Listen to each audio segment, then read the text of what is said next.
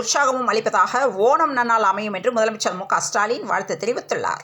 முதலமைச்சரின் அமெரிக்க பயணத்தில் கிடைத்த வெற்றியால் தமிழ்நாட்டில் மீண்டும் ஃபோர்ட் கம்பெனி உற்பத்தி ஆலை தொடங்க உள்ளது. ஆட்சி அதிகாரம், அமைச்சரவையில் பங்கு குறித்து விடுதலை சிறுத்தைகள் கட்சி தலைவர் திருமாவளவன் மீண்டும் வீடியோ வெளியிட்டுள்ளார். மதுரையில் விசிக கொடி கம்பம் அமைக்க மதுரை மாவட்ட ஆட்சியர் சங்கீதா அனுமதி வழங்கியுள்ளார். ஜிஎஸ்டி குறித்து தனது ஆதங்கத்தை தெரிவித்த அன்னபூர்ணா உரிமையாளர் சீனிவாசன் மத்திய நிதியமைச்சர் நிர்மலா சீதாராமனிடம் மன்னிப்பு கேட்ட வீடியோ சமூக வலைதளங்களில் வைரலானது. இந்த நிலையில் ஜிஎஸ்டி பிரச்சினைக்கு முற்றுப்புள்ளி வைக்க விரும்புகிறோம் என்று அன்னபூர்ணா உணவக நிறுவனம் அறிக்கை வெளியிட்டுள்ளது. பருவமழை முன்னெச்சரிக்கை நடவடிக்கைகள் குறித்து தலைமை செயலாளர் தலைமையில் ஆய்வுக் கூட்டம் நடைபெற்றது. மதுரையில் காவல்துறையினர் எடுத்து சென்ற விடுதலை சிறுத்தைகள் கட்சி கொடிக்கம்பம் மீண்டும் நிர்வாகிகளிடம் ஒப்படைக்கப்பட்டுள்ளது. கொடிக்கம்பத்தை மீண்டும் வழங்கியதால் விடுதலை சிறுத்தைகள் கட்சி நிர்வாகிகள், உறுப்பினர்கள் நடனமாடி கொண்டாடினர்.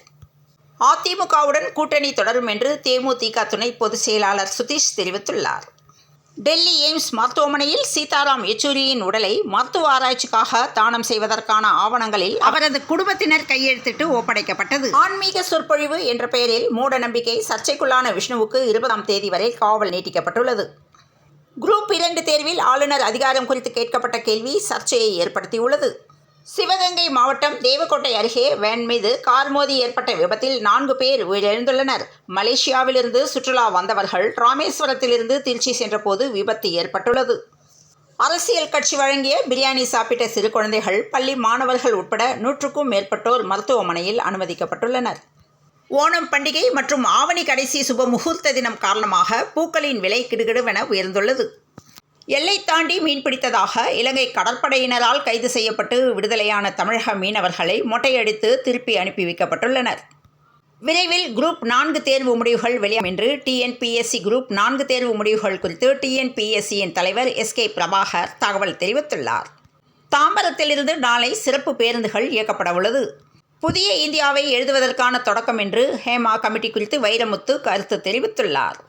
எம்எல்ஏ இல்ல திறப்பு விழாவில் முன்னாள் முதல்வர் ஓபிஎஸ், அமமுக பொதுச் செயலாளர் டிடிவி தினகரன் இணைந்து பங்கேற்றனர். கோவையில் தனியார் கல்லூரியில் நடைபெற்ற ஓணம் பண்டிகையொட்டி மகாபலி மன்னன் வேடமிட்டவர் ஹெலிகாப்டரில் வந்திறங்கிய சம்பவம் மாணவர்களிடையே பெரும் உற்சாகத்தை ஏற்படுத்தியது. ஆட்சி அதிகாரத்தில் பங்கு கேட்கும் திருமாவளவனின் தைரியத்தை பாராட்டுகிறேன் என்று சீமான் கருத்து தெரிவித்துள்ளார். முதலீடுகளில் சாதித்து காட்டிய திராவிட அமைச்சர் என்று அமைச்சர் டிஆர்பி ராஜா பெருமிதம் கொண்டுள்ளார். புதுக்கோட்டை பகுதியைச் சேர்ந்த மாற்றுத்திறனாளி பெண் முன்வைத்த கோரிக்கையை தமிழக வெற்றிக் கழக மாவட்ட பொறுப்பாளர் கழிவறை கட்டி கொடுத்து நிறைவேற்றினார். அமெரிக்க பயணத்தை வெற்றிகரமாக முடித்துள்ளார் முதலமைச்சர் என்று தமிழக காங்கிரஸ் பாராட்டு தெரிவித்துள்ளது.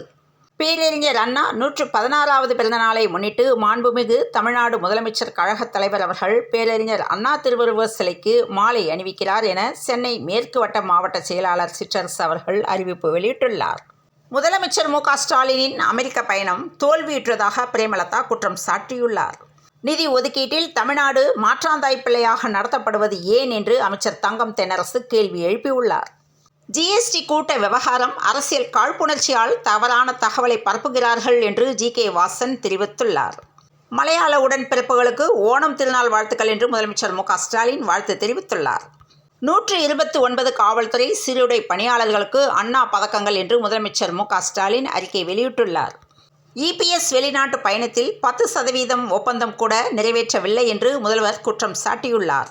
ஒன்றிய அமைச்சர் கையாண்ட விதம் வெட்கப்பட வேண்டிய ஒன்று என்று அன்னபூர்ணா விவகாரத்திற்கு முதலமைச்சர் கண்டனம் தெரிவித்துள்ளார். நெல்லையில் தனியார் கல்லூரி மாணவி ஒருவரை இரவு நேரத்தில் 2 பேராசிரியர்கள் மதுவிருந்துக்கு அழைத்த சம்பவம் பெரும் அதிர்ச்சியை ஏற்படுத்தியுள்ளது.